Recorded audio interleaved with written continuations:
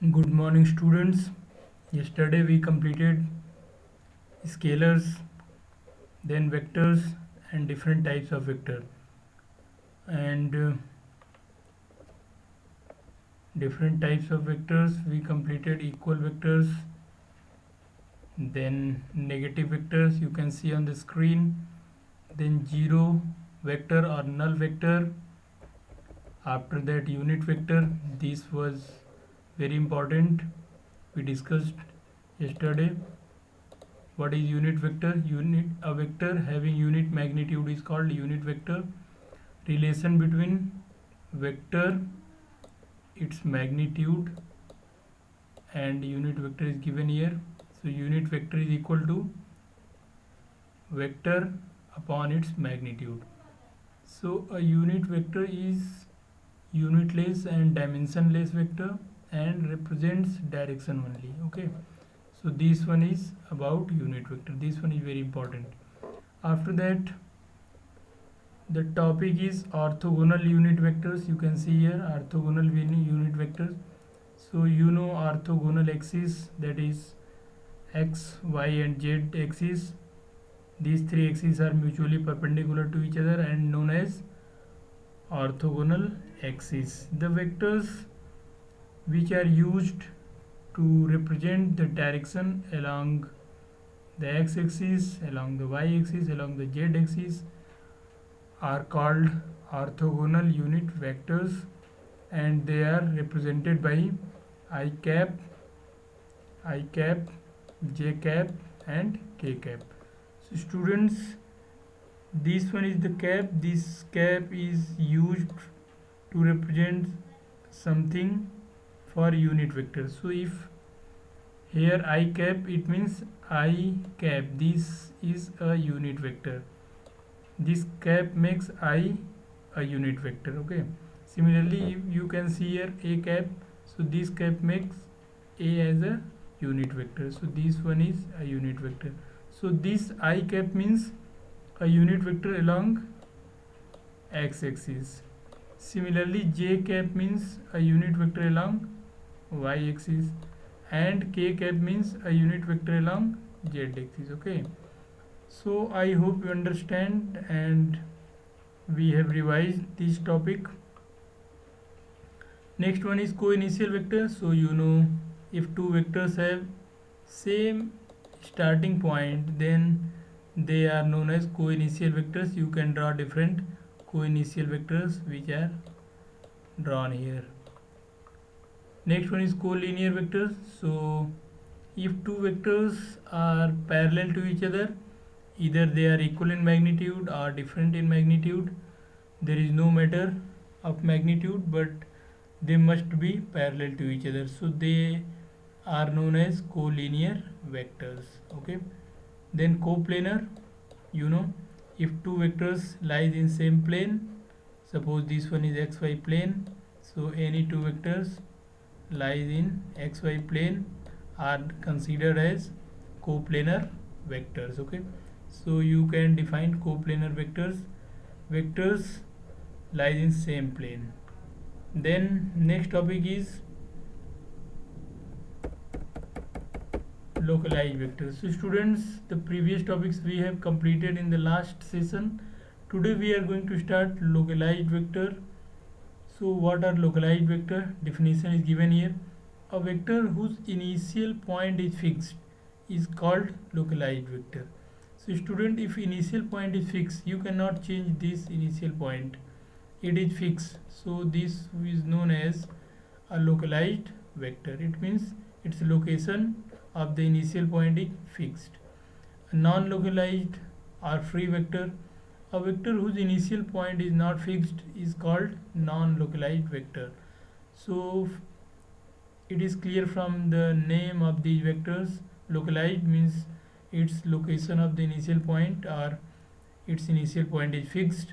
Non-localized vector means its initial point is not fixed. Okay, so this is very clear from the name of these vectors. Localized and non-localized are free vectors. Initial point of free vectors are not fixed, they can be drawn from anywhere. but direction and magnitude should be same. Next one, you can see the position vector. So a vector representing the straight line, distance and the direction of any point or object with respect to the origin is called position vector. Okay, so I hope you understand. Let me repeat. A vector representing the straight line, distance and the direction of any point or object with respect to the origin is called position vector. So let me explain these things by example. Suppose this one is the our xy axis, this one is xy coordinate, this one is y and this one is x. Suppose this one is a point, suppose this point is considered as P. So you can draw a vector from origin to point P. This vector is considered a straight line. This one is quite curved, but this should be straight. Okay, this should be straight. So if this one is a vector, so you can see this vector is drawn from the origin and its magnitude represent the displacement of the point P from origin, and this vector also give the direction by the angle from the x-axis. Okay, so this vector, if you write it OP, so this vector OP is known as the position vector. Okay, similarly you can draw vector for any other point Q or any point M. Okay, so infinite number of position vector can be drawn because there are infinite point in xy plane. Okay, so you can draw infinite number of position vectors, but position vector is a vector which gives the displacement and direction from any axis of a given point in the plane. So this one is position vector. I hope you understand the concept of position vector. So these are the different type of vectors we have completed here. Now we are going to study the addition of vector.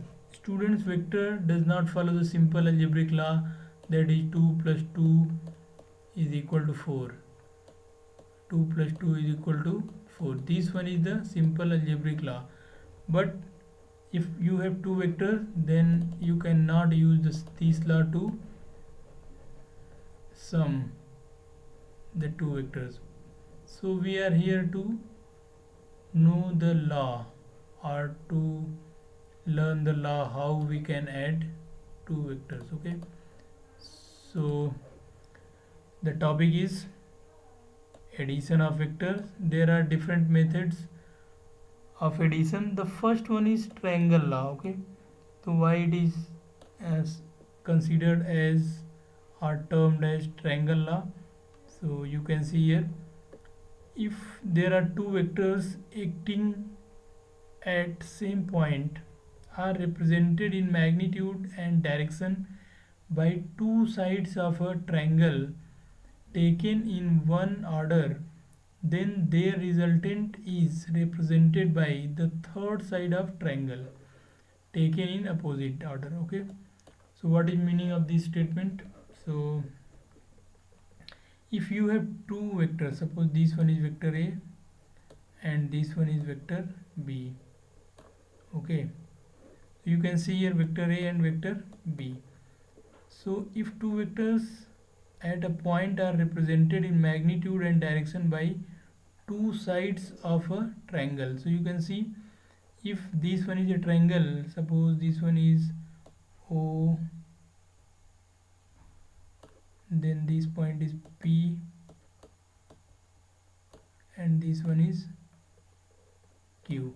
So it says that if two vectors A and B at a point are represented in magnitude and direction by two sides of triangle, so you can see here A and B represents two sides of a triangle, then their resultant, it means their resultant means sum of these two, means sum of A and B is represented by the third side of the triangle. third side. And how we can draw the third side? So the initial point of the first vector, that is vector A, is meet to the final, it means arrow of the vector B. So you can get the third side of the triangle and it form a triangle. You can see here OPQ is a triangle. So this R is considered as the magnitude. Okay, this R is the this R is resultant of A and B, and the length of this vector R is equal to the magnitude of the resultant of these two vectors. Okay, so if two vectors A and B acting at a point are inclined at angle theta, then their resultant R is given by R is equal to under root. These all are in under root. This is complete under root. So under root A square, A means magnitude of A, it means length OP is equal to the magnitude of A. Then magnitude of B square, it means length PQ. Length PQ is equal to the magnitude of the B plus 2 times magnitude of A into magnitude of B and multiply with cosine of the angle between the two vectors. Okay, cosine of the angle between the two vectors. So you can see the formula R is equal to under root A square plus under root B square plus 2AB cos theta. This one is the formula to find out. The resultant of the vector A and B at an angle theta. Okay, so if you want the maximum value of R, you can see here, if theta is 0, it means if A and B are in same direction, then resultant will be A square plus B square plus 2AB, as cos 0 is equal to 1.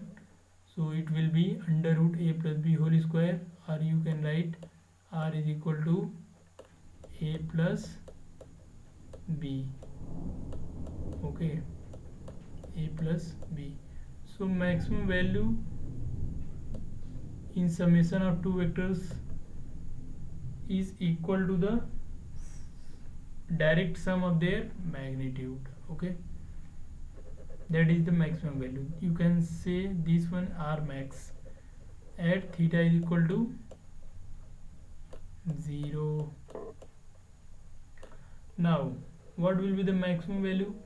So if theta is 90, this part is 0, it means R is equal to under root A square plus B square, but that is not the minimum value. For minimum value, this theta should be 180. So if this theta is 180, so this cos theta becomes minus 1. So this sign becomes minus.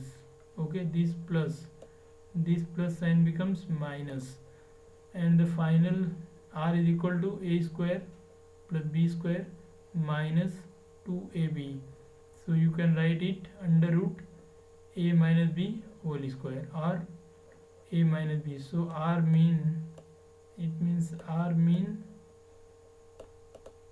you can write A minus B.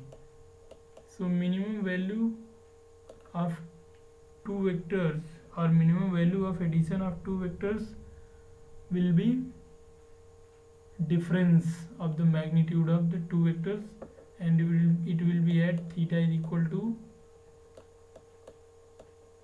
180 degree. Okay, 180 degree.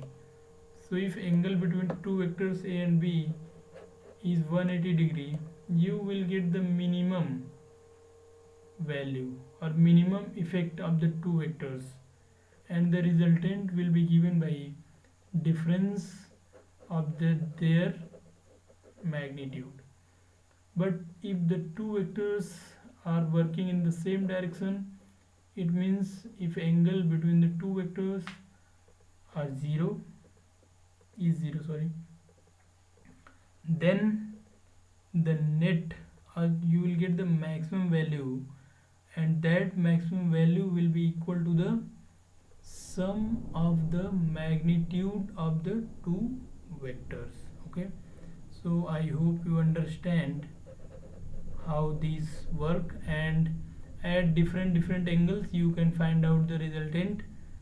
The values varies from maximum a plus b to minimum a minus b. Okay, now if you find out the direction of this resultant from a, so you can write, if the resultant vector r subtends an angle beta with vector a, then we can write tan beta is equal to b sin theta upon a plus b cos theta. Okay, so this one is the formula to find out the angle of resultant r from vector a, or you can say the direction of vector or resultant from vector a. So you can see the formula, that is tan beta is equal to b, it means magnitude of b into this angle sine of this angle, it means b sine theta upon a means this vector plus b cos theta. Okay, so tan beta is equal to, you can remember by the simple law, tan is equal to sine by cos, so you can see as sine by cos. Okay, now b sine theta upon b cos theta a plus, so you can write b sine theta upon a plus b cos theta. Okay, b sine theta upon a plus b cos theta. So you can revise this formula 4-5 times and it will be easy for you to apply in different case.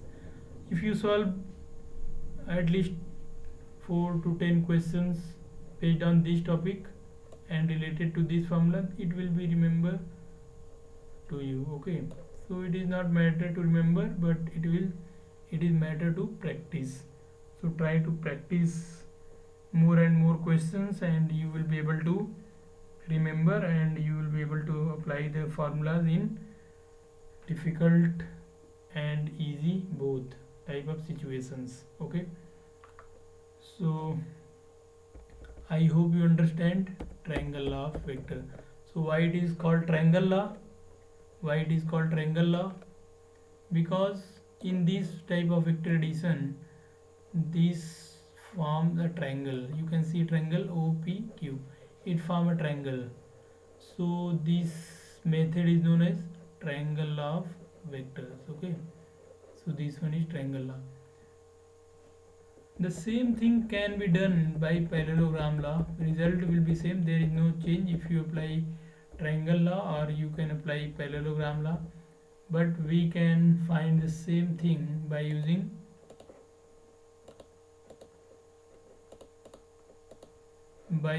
parallelogram law of vectors. So what is parallelogram law of vector? Let us understand first.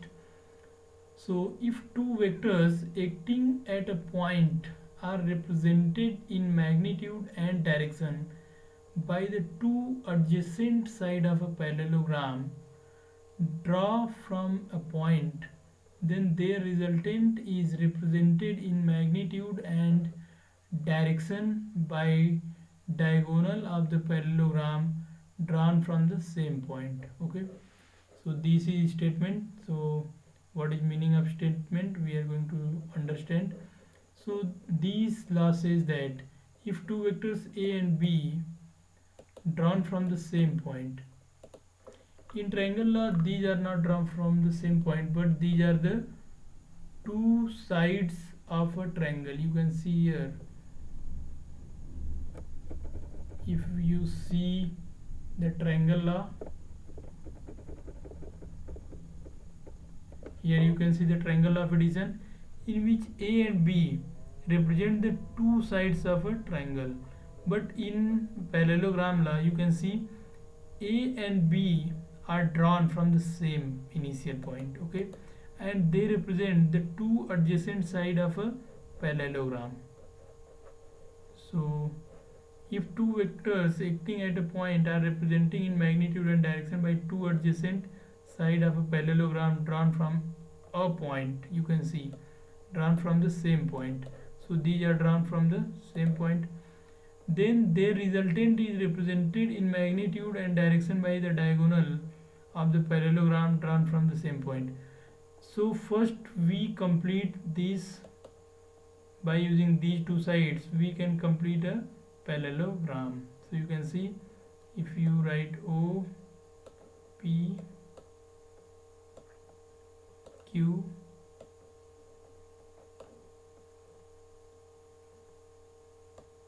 and S here, so you can see here O P Q S is a parallelogram in which A and B are two given vectors which are drawn from point O and their initial point are same. So by using these vectors A and B you can draw a parallelogram. Now the diagonal drawn from the same initial line represent the resultant. There is one important point in this law. There is another diagonal, but this diagonal does not represent the resultant. The diagonal drawn from the same point, same initial point, which is initial point of vector A and B, only can represent the resultant. Okay, you cannot draw a resultant from S to P. This one is also a diagonal of this parallelogram, but only one diagonal, that is drawn from the same initial point of A and B, will be the resultant of A and B. So but if you solve for the resultant you will get the same result as in case of triangle. You can see here R is equal to under root A square plus B square plus 2ab cos theta, and here the resultant of A and B is again under root A square plus B square plus 2ab cos theta. So there is no change in result, but these two are quite different methods. This one is form of parallelogram, so this is known as parallelogram law of vector addition. This form a triangle, so this one is known as triangle law of vector addition. Okay, now I hope you remember the direction of this resultant from A is given by tan beta is equal to B sin theta upon A plus B cos theta.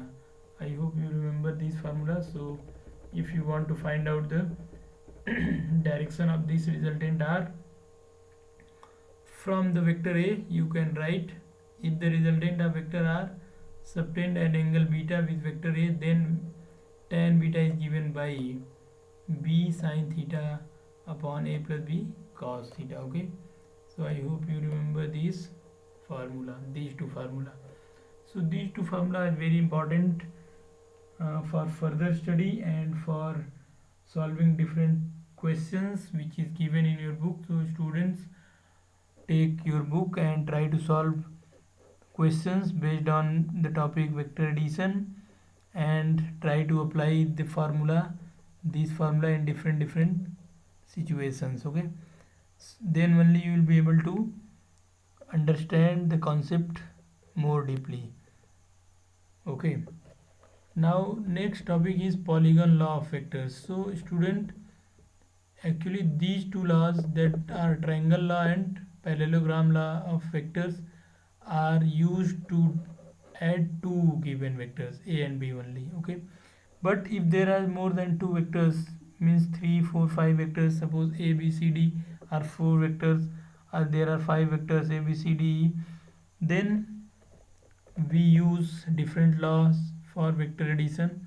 So you can see here a law that is known as polygon law of vector addition. Okay, so let us understand the statement. It states that if number of vectors acting on a particle at a time are represented in magnitude and direction by various sides of an open polygon taken in same order, then their resultant vector E is represented in magnitude and direction by the closing side of the polygon taken in opposite order.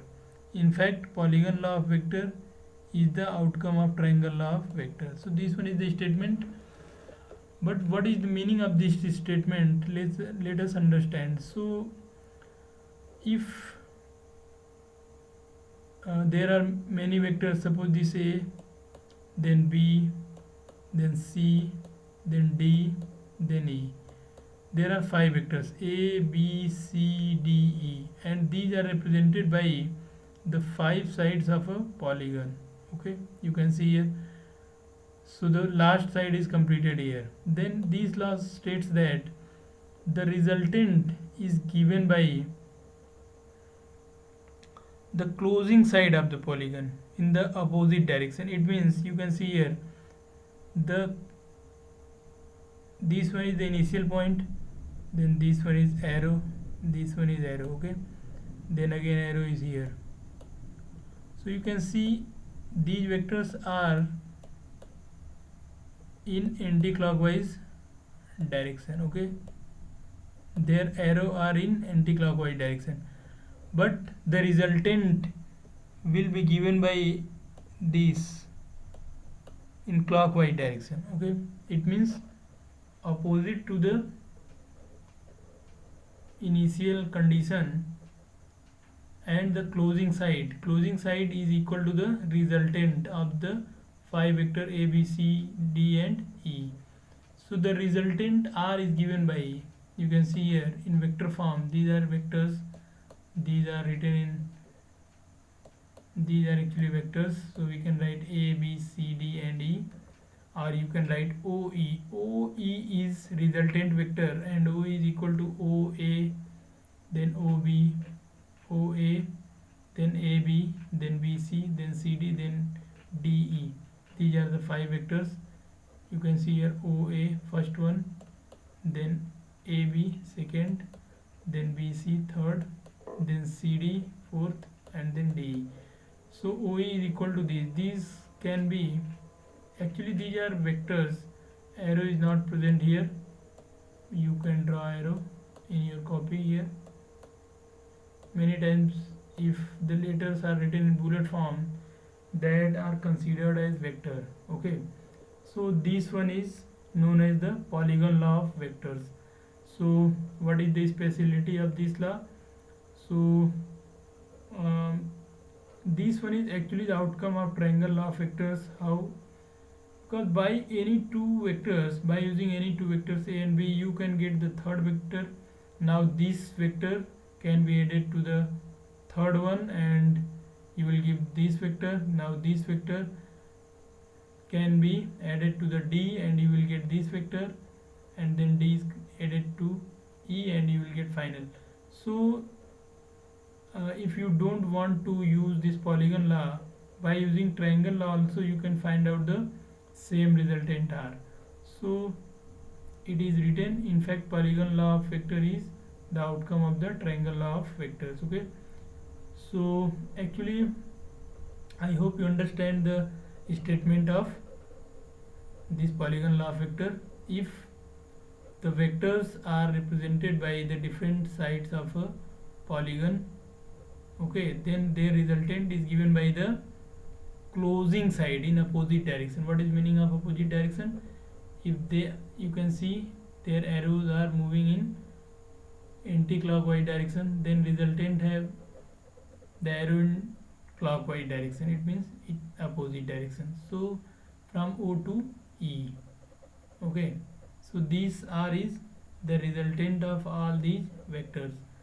So you can draw the polygon for more than 5, 6, 7 vectors, and you can add many vectors by using this law, or you can use triangle law, and then by step you will get the final answer for more than 2 vectors.